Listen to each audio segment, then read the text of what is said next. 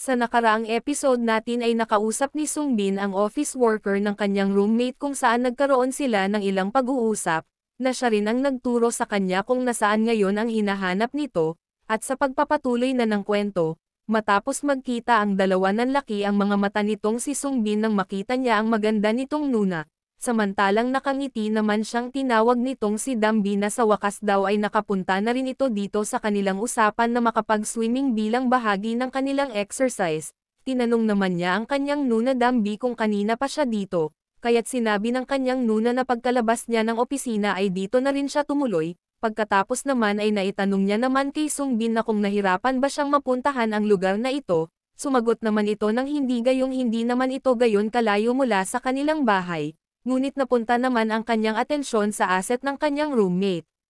Habang nakamasid sa hinaharap ng kanyang ate, lingid sa kanya ay nakaramdam na si Dambi kung ano ang kanyang tinitingnan, na siyang nagdulot ng bahagyang pagkahiya kaya naman tinanong niya na lang kung may mali ba daw sa kanyang suot na swimsuit. At sa malikot na isip nitong ating bida na manyakol, nahiya rin matapos mabuking ang kanyang malaswang pagnanasa pero syempre, kaagad naman ipinagtanggol ang sarili at pinabulaanan ang aligasyon. Sinabi ni Dambi na wala naman iyon problema kaso medyo nahihiya lamang daw siya na pagmasdan ng bida.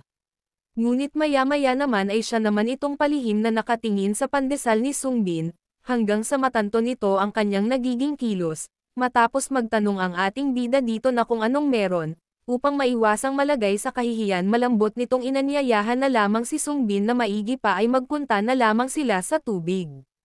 Ngunit habang ang dalawa ay naglalakad pinagtripan ng bida ang kanyang Nuna sa pamamagitan ng pagtatanong, na kung ano ba raw talaga ang tinitingnan nito, kung may mali din ba sa kanyang damit panlangoy, subalit di na siya tinugunan ni Dambi sapagkat tunay na naiinis na ito matapos malagay sa isang awkward na sitwasyon.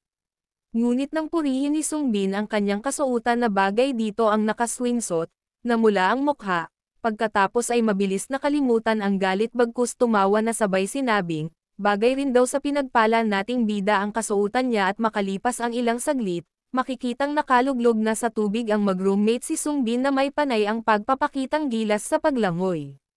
Paglutang niya ay nagkunwari na nagulat si Dambi at nagbigay papuri rin na mahusay daw pala ang kasanayan ng bida sa paglangoy nito. Sumagot siya na noong bata pa ako, espesyal na sinanay ako ng aking kapatid na babae sa swimming pool nang kami ay nasa bakasyon.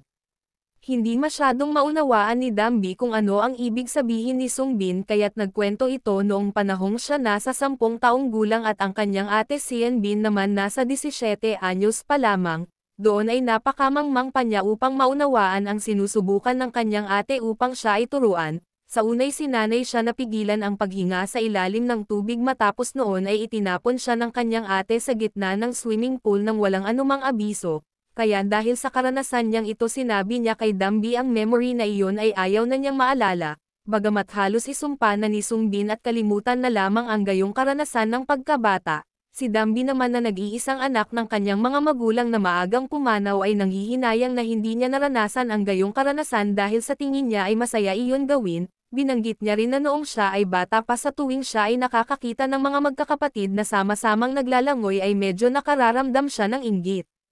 Gayunpaman ay ipinaliwanag ni Sungbin na mayroon ding hindi maganda na magkaroon ng kapatid, at pabiro niyang ipinahayag na hindi ko lamang sa iyo masabi kung paano ako noon binubuli ng aking ate. Sa kanyang kwento na pangbubuli ni Sungbin, iba ang alam ng kanyang Nuna gayong base sa info mula sa kanyang tiya. Ang iyong kapatid na babae ay isang mabait na tao. Nang sagutin siya ni Sungbin na baka ang alam ng iyong tiyahin ay bago maging ganap na adult ang aking ate. Pero sinabi ni Dambi na hindi iyon ganon.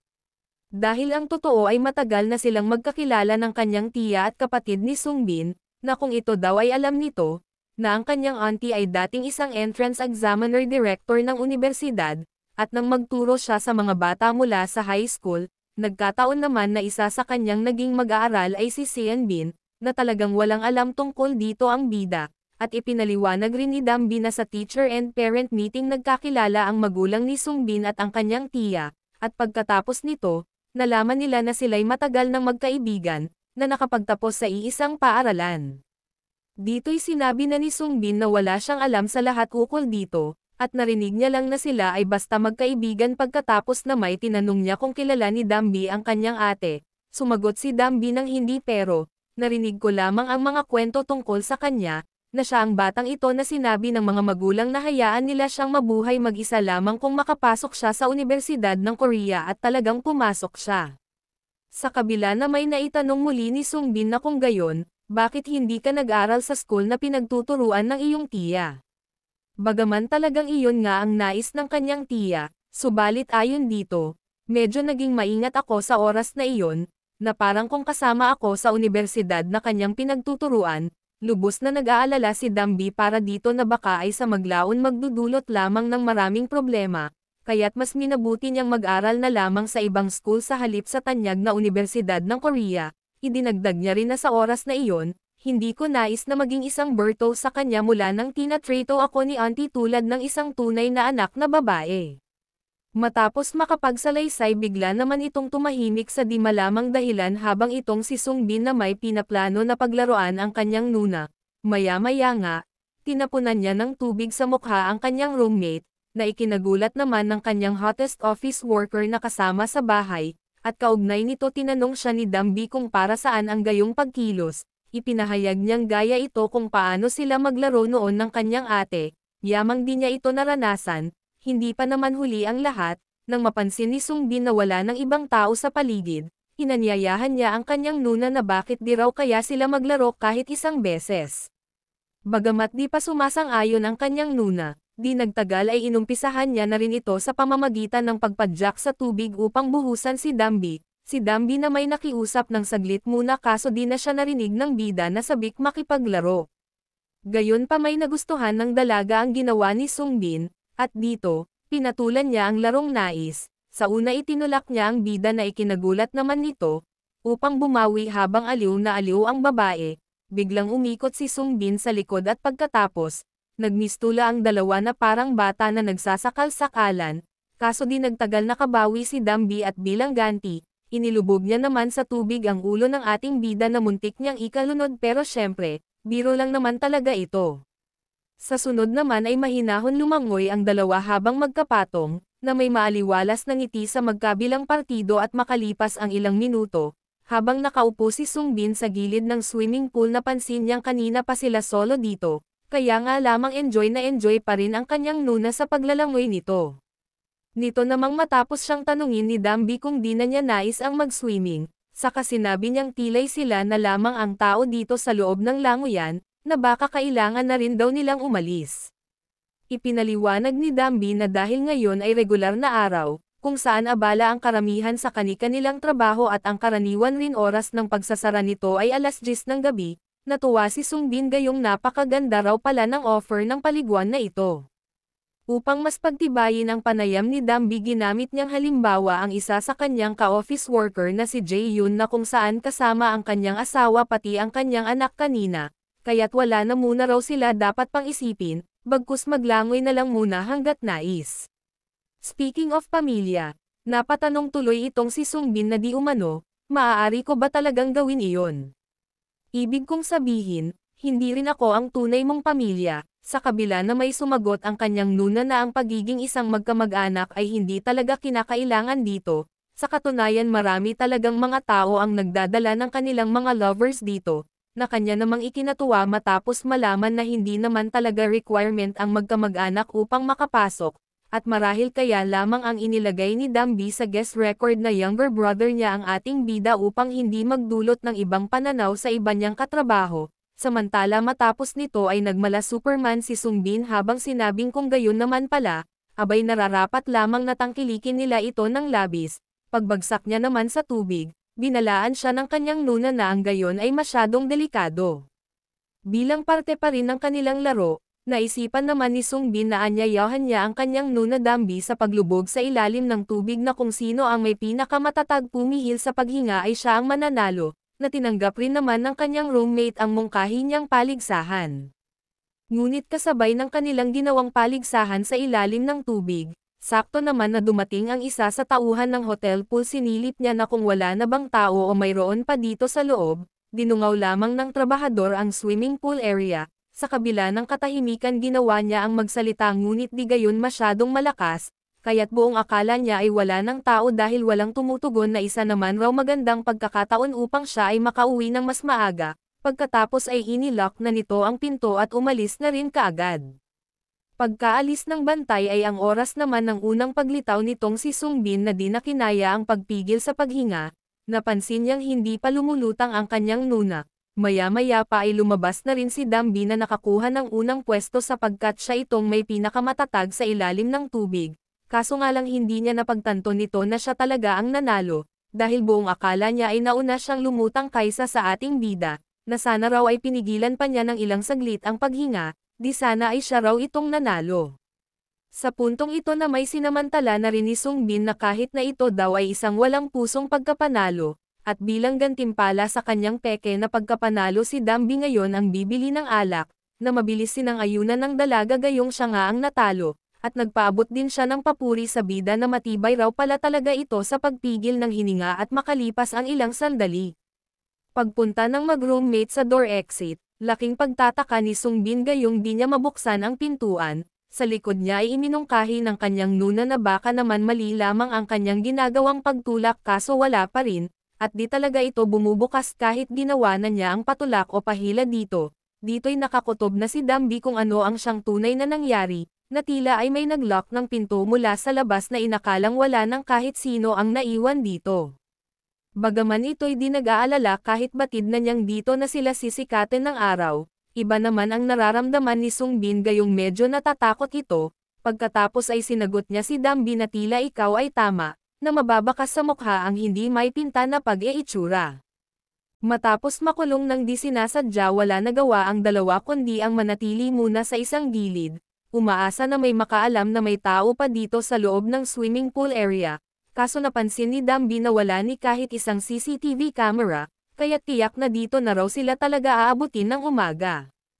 Si Sungbin na may binanggit nito na huwag na masyadong mag-alala ang kanyang nuna gayong sigurado daw nitong malalaman ng kahit isang empleyado dito na may naiwan pa dito na maya-maya lamang ay may makakakita na sa kanila, gayong binigyan sila ng locker key card nitong siya ay pumasok, na ayon sa tagubilin ng receptionist kailangan ibalik ang susi bago umalis.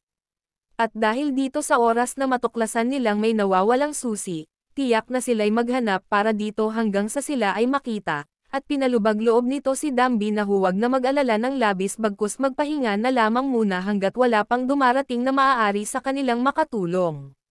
Sa naging pahayag na iyon ng ating bida, napagtanto at naramdaman nitong kanyang nuna na talaga nga naman palang maaasahan niya raw si Sungbin, kahit sa mga tulad nitong pagkakataon o sitwasyon, samantala habang ang dalawang ito'y naghihintay ng tulong, mula naman dito sa kabilang banda sa panig mismo ng mga empleyado ay tila parang wala ng plano ang mga ito na mag-double check kung wala na ba talagang naiwan sa loob ng kanilang pool area, bagkus diniskartehan ng lalaki ang kanyang kapwa katrabaho na isang babae, na anyayahan mag-inom pagkatapos ng kanilang trabaho na ito naman ay sinangayunan ng babae at makalipas ang 20 minuto. Habang tahimik lamang si Dambi si Sungbin na may naguguluhan na gayong bakit hanggang ngayon ay wala pa rin dumarating na magsusuri, at nang lingunin niya ang kanyang nuna, nakita niya naman ito na tila'y giniginaw.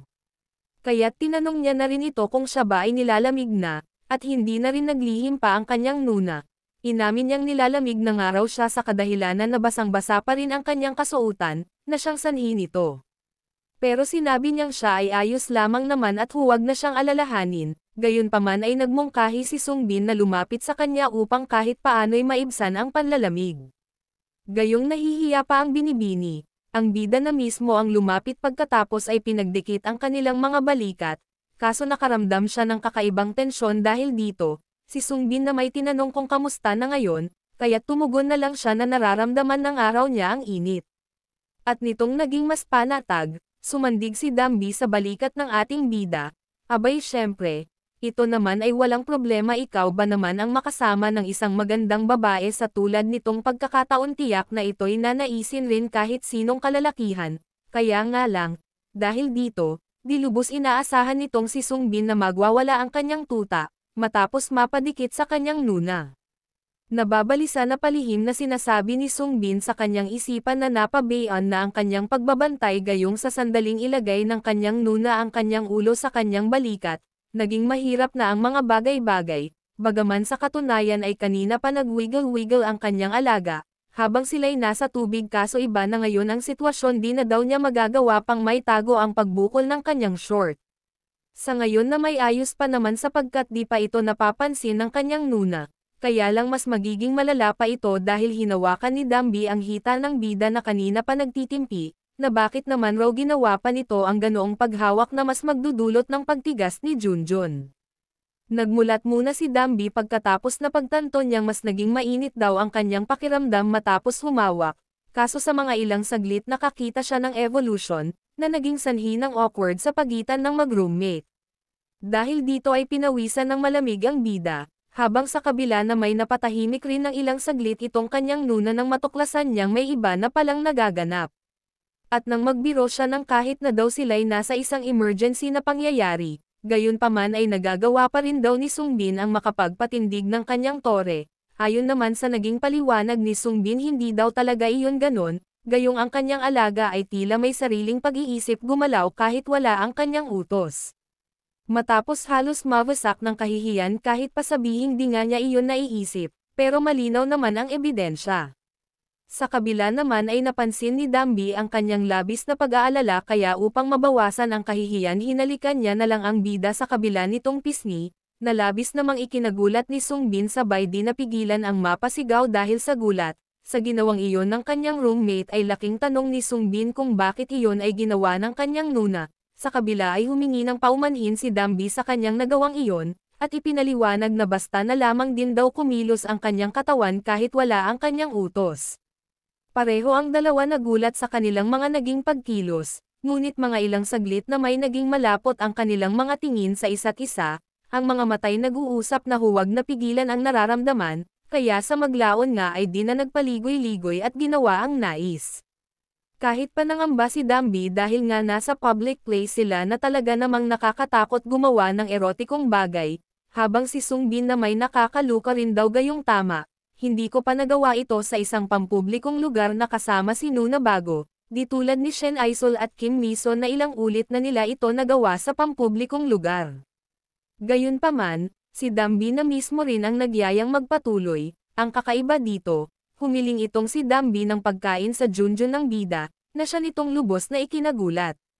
Maya-maya rin ay sinabihan siya ng maganda niyang roommate na kung maaring ibaba ng kaunti ang short upang maumpisahan na ang mouth job, na mabilis sinang-ayunan ni Sungbin habang sa likod naman ng kanyang isip, di pa rin makapaniwala na talagang seryoso pala raw ang kanyang nuna.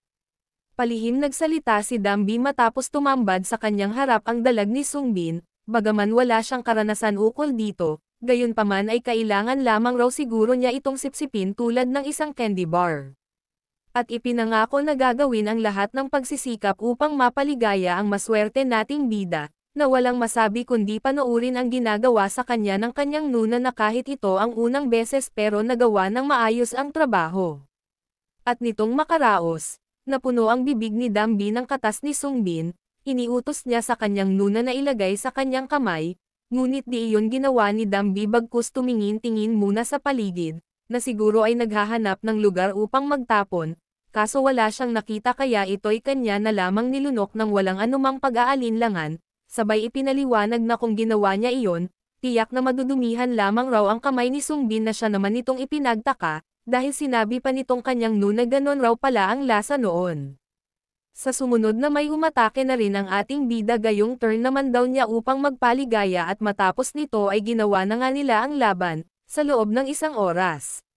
At makalipas nga ang 1 oras, tulad ng hula ni Sungbin na hahanapin ang kanilang hawak na locker card key ng receptionist dito nga ay nag-double check ang babae dahil sa nawawalang susi, kahit nag-report ang kanyang kasamahan na wala na siyang nakitang tao dito sa loob ng swimming pool area. Di nagtagal na tagpuan niya na rin sila Sungbin at Dambi na nakatulog matapos ang kanilang paglalaban, dahil dito, maswerte dahil hindi na sila dito matutulog.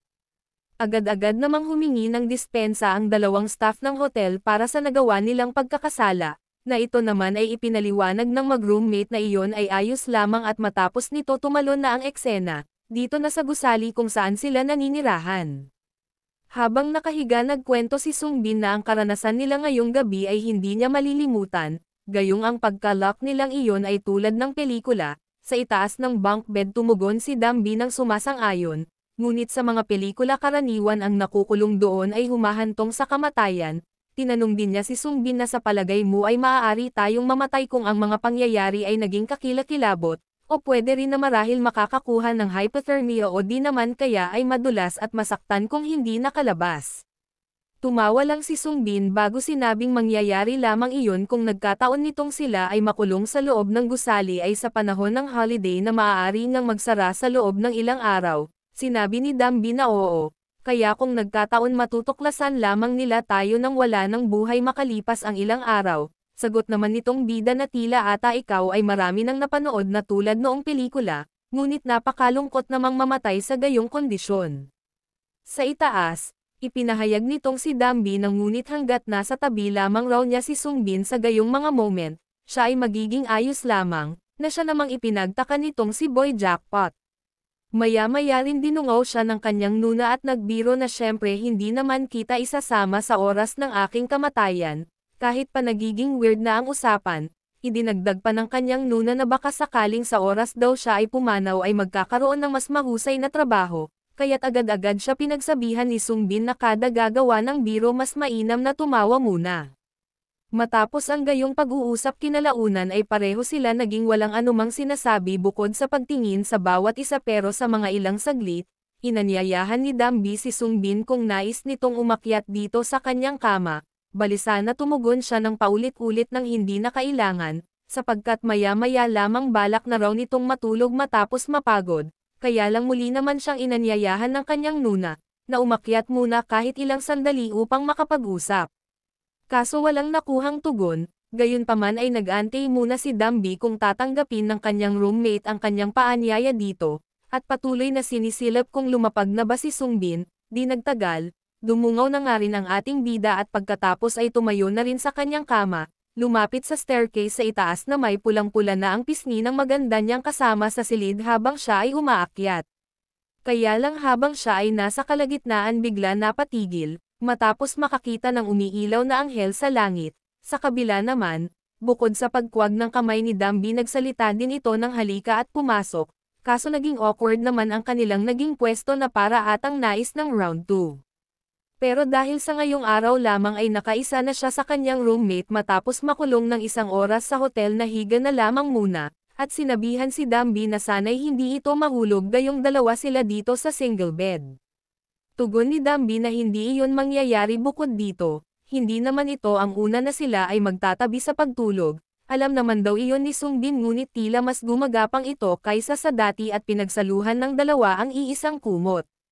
Maya-maya binanggit ni Dambi na kahit paano, sa tingin ko magiging ligtas tayo maliban kung magsisimula tayo ng isang galaw na magaspang. Sa likod ng isip ng bida ang pagsasabi na iyon ng kanyang nuna ay napaka-sexy, pagkatapos na may nilinaw niya kung ano ang ibig sabihin ng magaspang.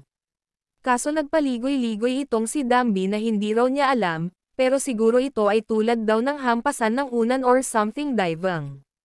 Sa kabila ay halos muntik na mapahiya si Sungbin gayong iba talaga ang laman ng kanyang isip, at buong akala niya ay mayroon ang kanyang nuna na isang bagay na walang kabuluhan sa kanyang isipan. Sa tanong ni Dambi kung maraming beses na niyang nagawa ang pillow fight noong panahong siya ay bata, sinabi niyang hindi gayon karami, at mga ilang beses pa lamang, ibinunyag ni Dambi na kahit isang beses ay hindi niya iyon nagawa ang pillow fight. Sa tanong naman ni Sungbin na kung hindi mo din ba iyon nagawa during school trip, sabay napansin niyang mukhang excited itong kanyang nuna sa pakikipag-usap, na ito naman daw ay kanyang naiibigan. Sa panig ni Dambi binanggit niyang hindi rin niya iyon nagawa kahit noong school trip gayong siya ay isang tahimik, at ano naman daw ang karanasan ni Sungbin kaugnay nito. Sinabi ng ating bida na siya naman daw isa rin namang tahimik kaya lang, ang kanyang matalik na kaibigan na si Woo Dong-wook ay hindi gayon, kaya nagkaroon siya ng masaya na oras nang dahil sa kanya. Nagkwento si Sung Bin noong panahong iyon at dito nga sa isang balik-tanaw sa pamumuno ni Dong Wook pagsapit ng gabi nang malaman niyang ang kanilang guro ay marahil matutulog na ay pinuntahan ng magkakaibigan si Sung Bin sa silid upang anyayahan inumin ang dala nitong alak na kanyang ipinuslit, at nitong maubos na nila ang alak at ang 3 o 4 ay malalakas na ang amats. Ipinagbigay alam ni Woo Dong Wook kay Sung Bin at Ji Hyuk na pinapupunta sila ni Soyeon Lee sa kanilang silid gayong mayroon daw silang alak doon, at di umano sila sa kasalukuyan ay naglalaro lamang ng Truth or Dare. Bagaman walang anumang pangamba si Ji Hyuk, iba ang kutob dito ni Sung Bin, labis siyang nag-aalala at hindi sigurado kung iyon ay mainam. Maya-maya nga nang puntahan ng 3 magkakaibigan ang silid ni Soyeon Lee sa kasamaang palad, iba ang kanilang natagpuan dito, na sa halip alak ang kanilang makuha, ang guro mismo ang tumambad na siyang nagbukas ng pintuan. Gayong una nang nahuli sila Soyeon Lee pagkatapos ay nakuha ng guro ang cellphone kaya't nalaman nito ang kanilang mga ginagawang kalokohan. Sabi naman ni teacher, "Wow, Dong Wook, Ji Hyuk, at Nam Sung Bin, may dala pala kayo na marangyang alak dito," at dito na rin natapos ang pagsasalaysay ng bida sa kanyang nuna. Sa naging kwentong iyon ay nakaramdam ng pagkainggit si Dambi at sinabing tila'y napakasaya na makasama si Sung Bin sa loob ng paaralan, at thoughtful namang tumugon si Sung Bin, kaya lang, nagulat siya ng bahagya sa sunod na tanong ng kanyang nuna na kung nagkagusto na ito noon sa kahit sinong babae, dahil dito ay bagaman binanggit niyang mayroon na isang tao ngunit hindi sigurado, at mas hindi sigurado ito kung bakit siya'y kumikilos ng kakaiba gayong ang pangyayaring iyon naman ay sobrang matagal na. Sabay ipinaliwanag na gusto mo ng isang tao dahil sa isang nakakatuwang bagay na dapat gawin at tanong naman kung iyon ba daw ay naranasan na ni Dambi. Sa kabila ay inamin ni Dambi na wala talaga siyang kinagigiliwan, at idinagdag niya rin na kung dapat ba kailangan ko magkaroon ng isa. Laking pagtataka ni Sung Bin matapos nitong marinig ang pahayag na iyon ng kanyang nuna, kaya't agad din niyang tinanong kung ibig sabihin ba nito ay hindi pa kahit minsan nagkaroon ng kasintahan si Dambi since birth. Sa puntong ito naman ay nabigla rin si Dambi gayong inaakala nitong masyado niyang na-pressure si Sung Bin, buong akala din nito noong unang beses na may mangyari sa kanilang dalawa ay naawa lamang sa kanya ang ating bida, at dahil nga sa noong maganap iyon si Sung Bin ay lasing na lasing, hindi niya tuloy alam ngayon kung alam ni Sung Bin na siya ay isa pa talagang birhen. Dahil dito ay mas nagugustuhan pa niya ang tirador nating bida na walang anumang pagsisisi, kahit ibinigay ang kanyang buong pagkababae. Para naman hindi mapagtanto ng bida na siya ang nakauna, nagsinungaling si Dambi na siya ay nagkaroon na ng isang kasintahan. Sa kabila ay tinanong nitong si Sung Bin kung kilala ba raw niya ang lalaking tinutukoy. Sinabi niya rin na dahil napakaganda mo at kaakit-akit, kaya't walang paraan na ikaw ay nag-iisa lamang sa buong buhay. Nang sagutin siya ni Dambi na kung paano naman nga raw what if, mag-isa nga lamang talaga siya sa buong buhay. Natatawa nagsalita si Sung Bin na malabo iyon mangyari, ito ay isang kasinungalingan maliban kung may mali sa iyong pagkatao. Pero hindi iyon totoo, sapagkat ang mga lalaki ay halos gawin ang pumila, upang makausap lamang ang kanyang nuna, iyon ang kanyang sinabing pagbubunyag dito. Dagdag pa niyang siguro ay mas open-minded ka pa kaysa sa aking naisip, o di naman kaya, ikaw ay may galit sa mga lalaki o pwede ring naisumpa mo na sila kung kailan sabay tumawa. Sa dami ng sinasabi ni Sung Bin bago sumagot ang kanyang nuna, kinuhit muna siya nito at pagkatapos, sinabing bakit tila ikaw ay lumalayo, at hindi ko rin na kailangang gawin ang makipag-date sa bawat tao na nagtanong sa akin. Mahinahon na sumagot ang ating bida na ito ay isang biro, hindi ko sinasadya ito para sa tunay, na ikaw ay may kasintahan, kaso may isang bagay siyang napagtanto, na habang sila ay nag-uusap kusa gumalaw ang kanyang kamay at nahawakan ang pribadong bahagi ng kanyang nuna. Pero ang parte pala na iyon ang kahinaan ni Dambi dahil hindi nito kinaya ang matinding pressure. Matapos noon ay saglit na nahimik ang mag-roommate, maya-maya habang hawak ni Dambi ang kanyang asset, tinanong nitong bakit mo naman ako hinawakan dito, at mabilis na palusot ng bida ikaw kaya itong naunang humawak. Nagulat na naman si Sung Bin sa naging paliwanag ni Dambi gayong kaya lamang daw niya iyon nagawa sa kadahilanan na iyon ang kanyang nakagawian, at sinabi niya rin na iyon ang aking mas mababang bahagi ng aking dibdib.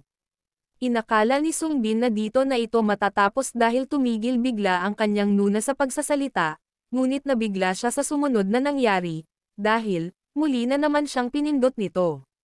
na nagdudulot na dito ng kalituhan kung anong dahilan. Di naman siya pumayag na ang kanyang nuna lamang ang hahawak kaya't ginawa din niya ang paghawak dito, habang sabay nagtatanong kung bakit muli siyang pinipindot.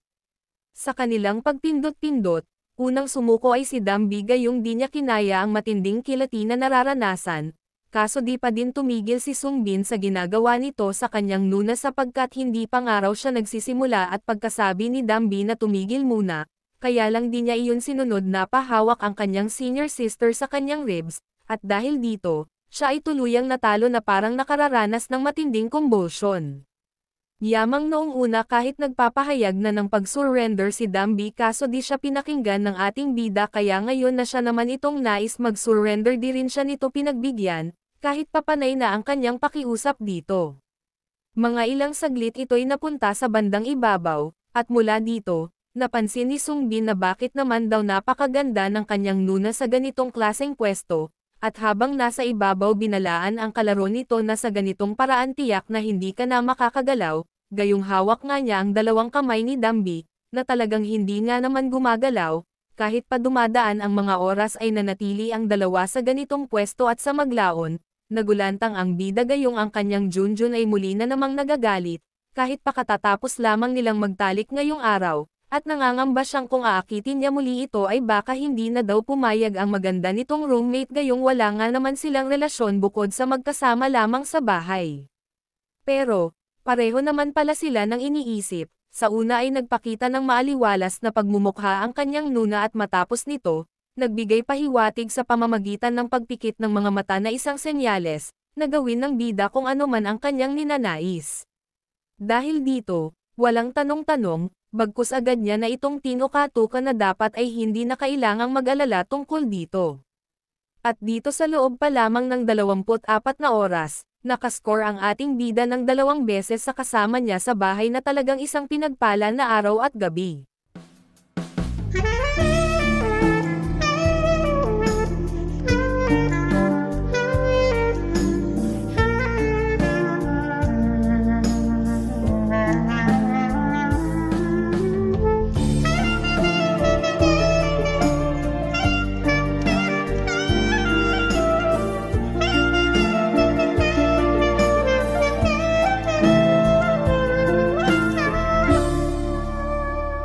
At kinabukasan, bumisita ang tiya ni Dambi at sakto nakita nito ang kapitbahay ng kanyang pamangkin na tinawag na lamang niya ito sa bansag na Miss Tuoto, gayong di niya alam pa ang pangalan ng babae. Kinamusta niya rin si Miss Tuoto ang tungkol sa paghahanap nito ng trabaho. Sa kabila naman ay matapos magpakitang galang ang babae sumagot siya na kasalukuyan pa siyang nag-aantay sa tawag para sa interview. Gayunpaman ay mataas daw naman ang kanyang kumpiyansa na di magtatagal siya ay tatawagan din.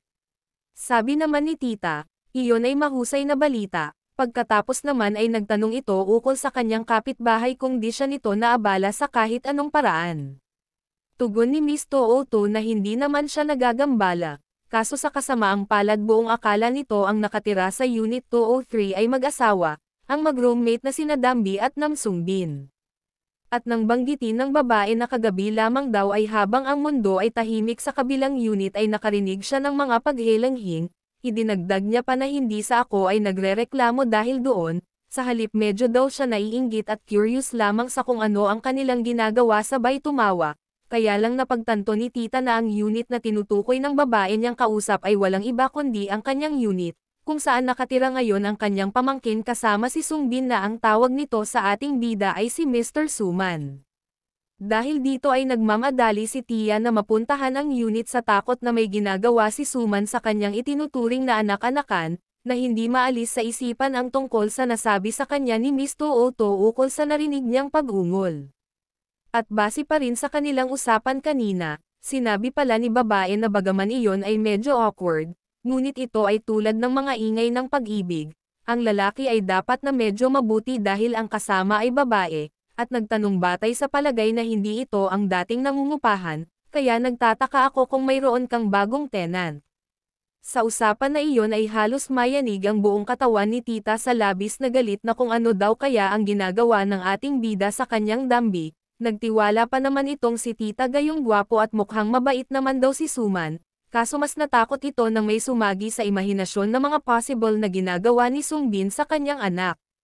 Kaya naman dahil dito ay kailangan daw niyang magawa ang makapang ambush at, mabilis na nag-enter ng passcode sa pinto ng unit upang iligtas ang kanyang itinuturing na anak na si Miss Dambi, na habang ginagawa niya ito ay sigurado pagpasok daw niya ng apartment sigurado na ang dalawa ay mahuhuli niyang magkatabi sa kama, sa puntong gayon nga ang kanyang makita, sisipain daw ni tita ang ating bida.